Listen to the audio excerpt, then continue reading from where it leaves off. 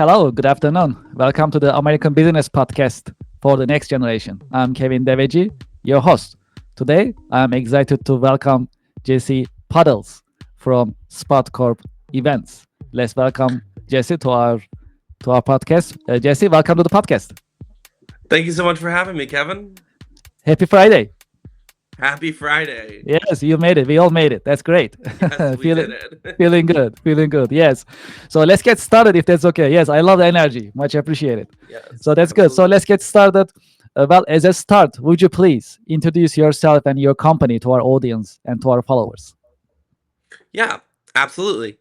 Hi, everyone. My name is Jesse Puddles. I am the CEO and founder of Spot Corp Events.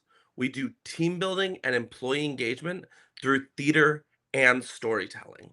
At the crux of what we do is the understanding that stories are the core of everything in business. Stories are how we make sales, they're how we market, they're how we do everything. But they're also how we connect. We use theater and storytelling to create real bonds by understanding the stories of yourself and your colleagues. Jesse, thank you. Let's shift it towards your career journey. So, how did you get started? You are an entrepreneur. You are the head of the company. That's very exciting. Congratulations. So, Thank you. please tell us about it. How did you start? How is the story, please? Yes, absolutely. Kevin loves this word, so I will start by saying that I am an unexpected entrepreneur. So, I That's started good. my entrepreneur journey how everyone starts their entrepreneur journey. I had a fight with a roommate. No, but that's really what happened. It was the middle of the pandemic. I had a fight with a roommate. I had nowhere to feel my feelings or express myself. I couldn't go to a friend's, and I ended up having a moment where I performed in an empty parking lot for no one. And I've been performing my whole life, but this was different. This was this catharsis and this release and this realization that there is some value in performing for yourself. It's why we love singing in our car or getting on stage and doing karaoke with our friends. There's something about it, and I wanted to bottle that. And so I created an experience for consumers that would bottle that experience, would allow people to be seen, heard, and valued for their own stories. And originally, it was just supposed to be a consumer event, and then what happened was that we would have these events, and then people would stay at the event 3, 4 afters that hours after they were over. They were becoming best friends and they were becoming roommates. And I was like, what's happening? You people didn't know each other before. And one day, someone said, why don't you have anything like this for work? And I thought about it and I realized what was happening. We were creating what's called psychological safety, which basically means people feel comfortable sharing openly, they feel comfortable taking risks, and they feel comfortable in an environment where they don't have to be perfect. They can make mistakes. And I realized that this program is directly transferable to creating community in business. If you've ever been in a meeting where you were sitting there and there was a leader who was maybe talking and not saying anything particularly unsafe, but you were worried to speak up. You were worried you might be wrong. You were worried. It means that your space didn't have psychological safety. We create environments where you get to practice having and overcoming those feelings so that when it's a real meeting, when it's a real moment, you're like, oh, I rapped in front of my coworkers. I can absolutely speak up and add my opinion to this topic that we're talking about. And what we know from business is that it's that speaking up that leads to the strongest teams because research shows that the greatest ideas happen when everyone gets to bring their own individual expertise or their own story to the room. And so that is how I became an accidental entrepreneur. And also because of my background in uh, leadership and professional development, which I can go into later, it was the perfect fit for me. That's amazing. It's exciting, and I love the energy. Thank Well, you. so when you look at your job, your business, what are the challenging and exciting parts of your day-to-day work? Challenges. Being a business owner is easy. Never had a challenge. No, of course not. There are so many wonderful challenges. I think that the biggest challenge that we face is helping people understand that even though our concept is novel, our foundation is founded in the structural science of what makes team building so special. So, again, like I said before, we are team building through theater and storytelling. And while people love the idea of that, people are always nervous to try something new. People are like, will this actually have impact? Will I actually see? Because engagement is at a 10-year low. Retention challenges right now are very high and people are looking for solutions that work. And what I found with our solution, especially when it comes to team building, is that it is basically generational proof. So the thing that often happens with a lot of these team building initiatives and things like that is that if you bring in a speaker who does something really academic and heady and intelligent, it's probably going to appeal, and we're speaking generally, to your Gen X and your baby boomers who are looking for tangible access to facts. Then you've got millennials, you've got my generation that loved like a cocktail hour or like just getting to communicate or spend time or play laser tag or do something with their business colleagues. And then you have Gen Z who, as a community, want to really feel like they're being heard, want to really feel like they're connecting, want to really feel like their ideas are being listened to. Our program hits all three of those needs. We back everything that we do with research backed practices so that your Gen X and your baby boomers are like, oh, why did I just play with puppets? Okay, great. Well, it lowered your cortisol levels, which reduced your stress, which inherently have actually transformed your relationship with work and stress. And they go, oh, okay, that's kind of cool. And then your millennials get the experience of like, oh, we're gonna like play games and tell stories and like potentially like, rap or dance or sing. Okay, that's scary, but I'm in. That sounds fun. It sounds silly. It sounds like we're gonna have a good time. And then you have your Gen Zs who are like, oh, we're gonna actually get to open up and share our ideas, our thoughts, our feelings. We're interested. We want to be heard. We want to speak up.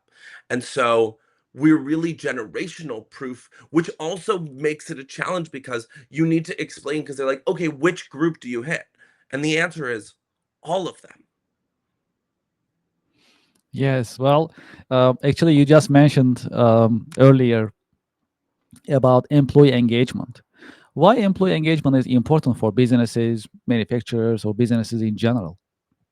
Yeah, absolutely. So the key reason that employee engagement is important is because you get the best work out of your employees when they're engaged. If you have an employee who's disengaged and but they're not in trouble, they're not like doing bad, they're going to give you exactly what you ask for. They're not going to innovate, they're not going to try to do more, they're not going to ask for additional work, they're not going to push themselves further.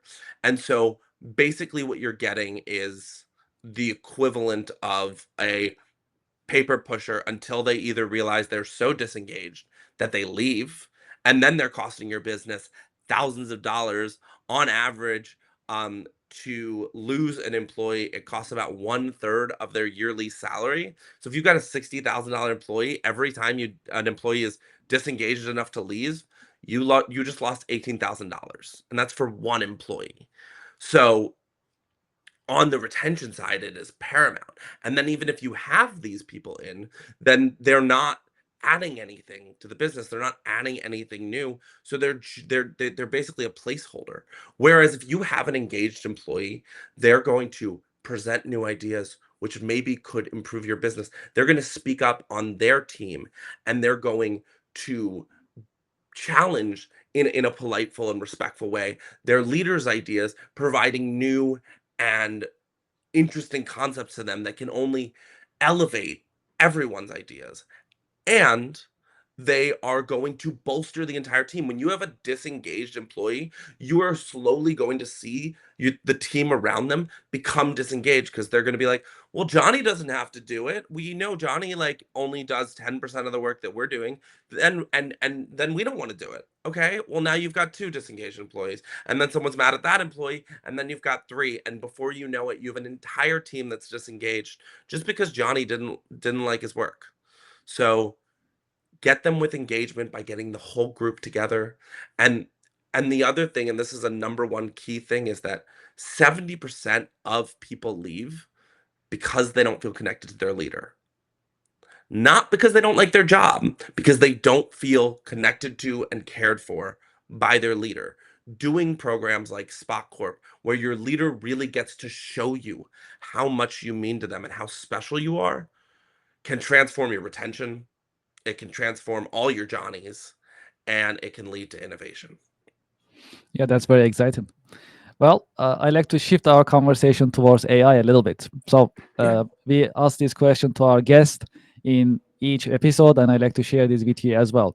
Well, AI is here to stay. That's how it looks. We utilize AI on daily basis in our business, also individually in our lives as well.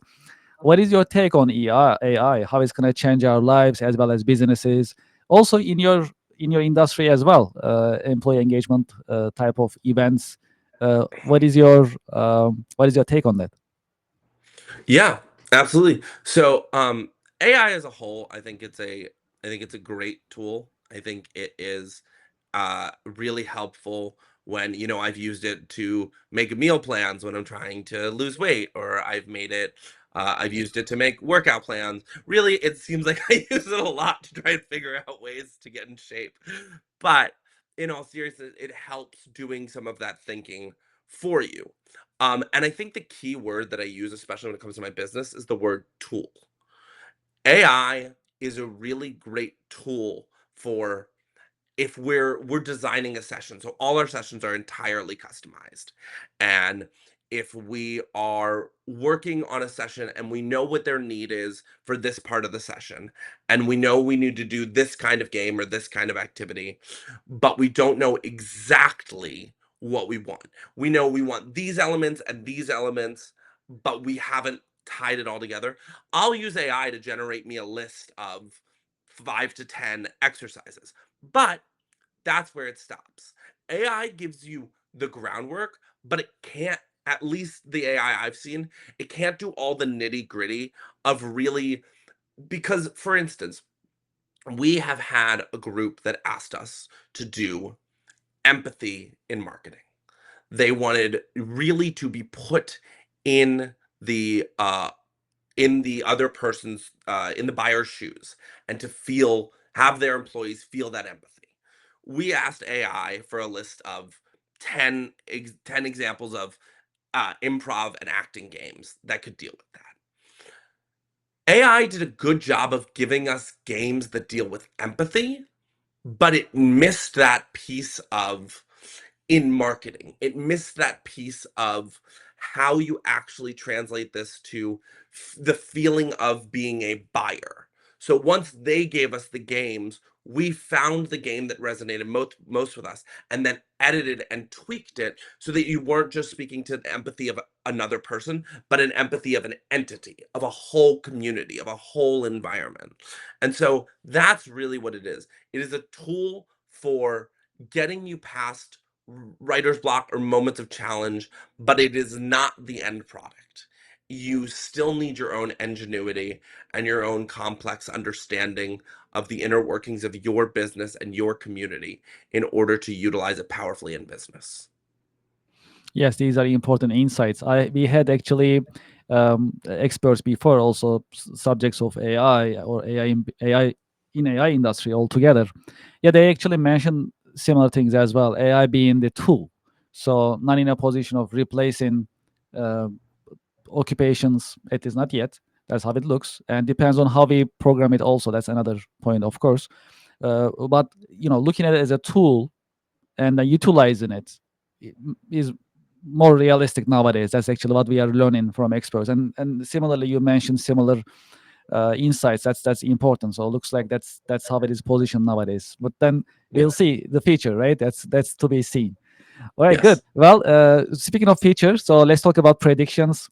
Well, so in our podcast session, we talk about predictions, and I like to ask you as well. So, what are your predictions for 2025 and further in terms of economy and job market and business in general? How it's gonna be? You think? Yeah, absolutely. I think we in general are at a time of like absolute spike with the way technology is transforming. But I think the key for me when I look at predictions is because I'm not an economist, right? I do team Mhm, building and employee engagement. So for me, the question is how is the economy and all of that going to affect my business, right? mhm. And I think in the most, empowered and honest way, I can say it won't. Teams are always going to be important. And the ideas of the many is always going to outweigh the ideas of the one. And creating interpersonal connection, creating authentic backing is something that we're always going to need because because of what I said, because the ideas of the many are always going to supersede it. So when I think about the economy, when I think about the future of business in general, because of where I am positioned in the market that I am, my thoughts always go to my business, and the answer is that we're always going to need team camaraderie. Yes, makes sense. Yes, absolutely. Well, this is a bonus question. So, Okay. well, we talk about employee engagements and team building. That they are critical, right, for any business. Absolutely. Yeah. So, for any business who hasn't experienced any type of employee engagement activity, for example, or event, how can they start? What's going to be the starting point? Right? How they can, you know. um get it started in their organization or get planning, you think? Yeah, absolutely. So that's a great question. So I think that really comes to the structure of how we build. Um, and we always say that culture is the only thing that actually trickles down.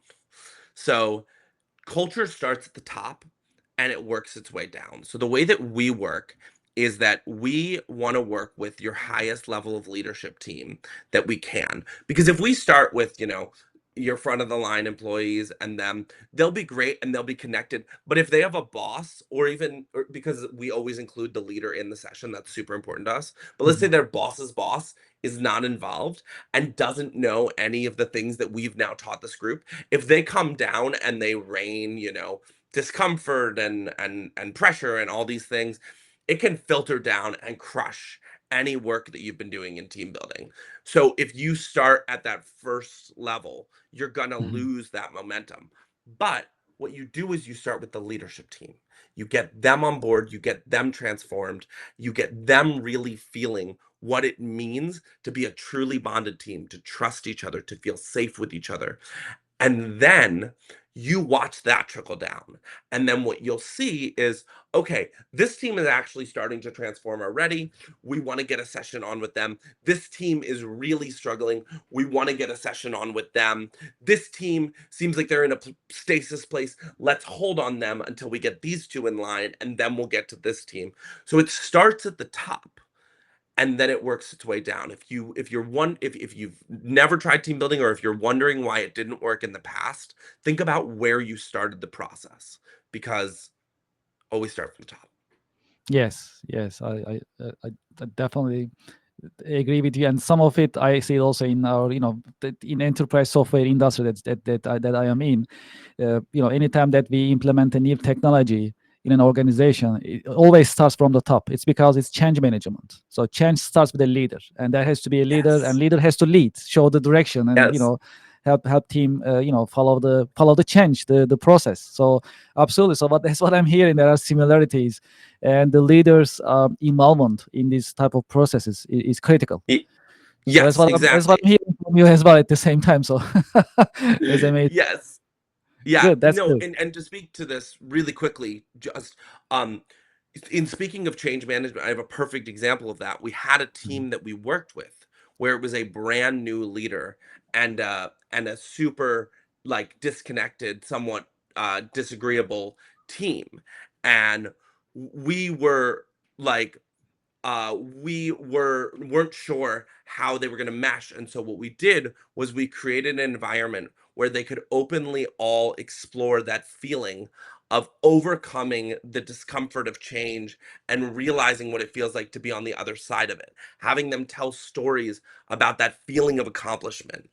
And then we worked with that team for many months, and then what we realized was we were in a session with them like a month or two ago, and one of their leaders said, "Wow, like I'm so appreciative you guys stuck with me through all of this." And they said to him, "We would never leave you.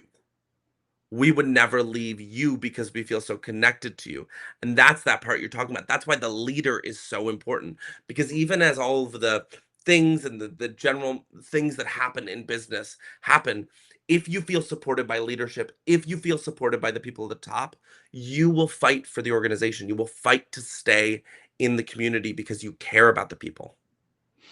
I like to shift our conversation towards next generation as part of our missions at the American Business Podcast. We like to share insights with next generation as well, in addition to to current generation, of course. So let's talk about internships and apprenticeship programs a little bit. What do you think about internship programs as well as apprenticeship programs for next generation to get ready for their career path? I think they're absolutely paramount. I think that as much great things as you can learn in schooling from being out in the world, I can tell you every single job that I've known someone have, there has been someone who said, "I never knew about this part of the job until I was on it." There are just certain parts of the job that they do not teach you in school. And the only way to actually have access to it is to actually get a hands on experience of that work. And I think as far as for internship leaders and apprenticeship leaders, it is really important that you give them a mixture of one, that grunt work that needs to get done so they understand all of the intricacies, and teaching them how much goes into the actual job. So they don't just feel like a cog in the machine. They understand why they're a cog in the machine and what's the larger vision at play, what's the larger things that are happening around them, so that they get a realistic view of the industry that they're potentially going into. And I've even had it happen in a positive way where someone got an authentic understanding of a experience of work or of a specific industry from being in an internship, and realized they thought they wanted to be in the industry and they don't. And now they're in an industry that they love and that they enjoy and they feel connected to. And so giving people these hands-on experiences moves forward the process of them finding where they're really meant to be. You are the head of Spot Corp events. You are an entrepreneur. Do you have Yes. any role models that you can share with our audience? I do. Yes. It's a little bit cheesy, but my probably my biggest role model is my dad. Um, my dad moved our entire family to Philadelphia when I was like 3 or 4 years old, and he was a lawyer and he was with a company, and it just wasn't a fit. And he left that job, and he had no plan and no assurity of what he was going to do, and he basically found a business online, a small business, bought in, and he built it from the ground up. And I got to really watch someone become an entrepreneur in front of my eyes. And I have watched him overcome challenges. I have watched him take on things in his business that he never thought he was going to have ever have to deal with. I have seen him get to these crazy heights where even he was like, "I don't know. I've never been this level of a leader before." I've seen, him struggle, and I think when we see people in places of success, when we see people who are accomplished, it's really easy to think that, oh, well, they just breezed through. And my dad reminds me every day that it's not always going to be easy. It's not always going to be comfortable, but the rewards on the other side of all that hard work are so worth it.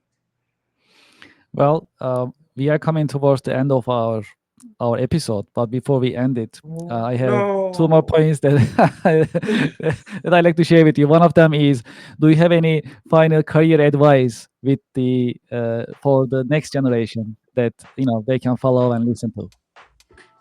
Yeah, absolutely. I think the number one piece of career advice that I would probably lock in with is finding your passion is an ongoing journey. And just because you find your passion doesn't mean there aren't going to be days you're going to be at work and you're going to be challenged or frustrated or sad or tired or any of these things. But what it means is that when you think about the larger impact, when you think about how it feels to do the work, when you think about the kind of effect it's going to have on the people around you and what you value, because to be fair, that's also what I value, and some people value more stability and finances and things like that.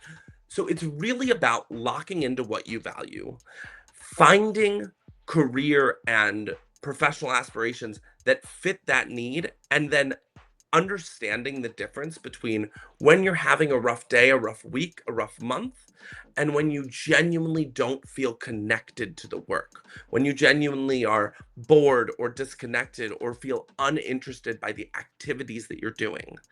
And also know, especially in today's world, you may love something for 10 years and it may be the perfect fit for 10 years. And then you may find a new passion. And that may be where you need to be for the next 10, 15 years. Don't be afraid to listen to what's happening inside of you and shift accordingly. I love our conversation. Thank you for sharing your insights. Before we end our episode, would you like to share your reach out information, how our audience can get in touch with you? Yes, absolutely. So, my name is Jesse Puddles. Just like I think it says on the screen. If not, it's Jesse Puddles. I'm the only Jesse Puddles on the internet, so I'm very easy to find. You can follow me on LinkedIn. You can follow Spot Corp events, which you can also see on the screen on LinkedIn. Our consumer events, which we still run, which I told you about, the spaces for people to feel seen, heard, and valued for their own stories. You can follow those on our Instagram, and then you can get information and schedule your own discovery call at spotcorpevents.com. Jesse, thank you very much for being with us in your busy schedule. Thank you for sharing all the insights and educational knowledge. Thank you very much. Of course, thank you so much for the opportunity and for what you're doing for the next generation to My really pleasure. help them understand what it means to be in business and go on that journey. My pleasure. It's getting better and better with the experts like yourself. Thank you for your contribution. Much appreciated. Of course. Of To course. our audience and to our followers, thank you very much for watching us. As you know, every Friday we get together here at the American Business Podcast episodes. Sometimes we have one episode. Today we had 3 episodes back to back. So it was a great experience for us. We are ending it with Jesse Puddles. It was also a great episode for all of us. So next Friday, we are looking forward to seeing you at the American Business Podcast. Please follow us on LinkedIn, YouTube, Twitch, Instagram, and Facebook. And looking forward to seeing you. Thank you very much. Have a good weekend.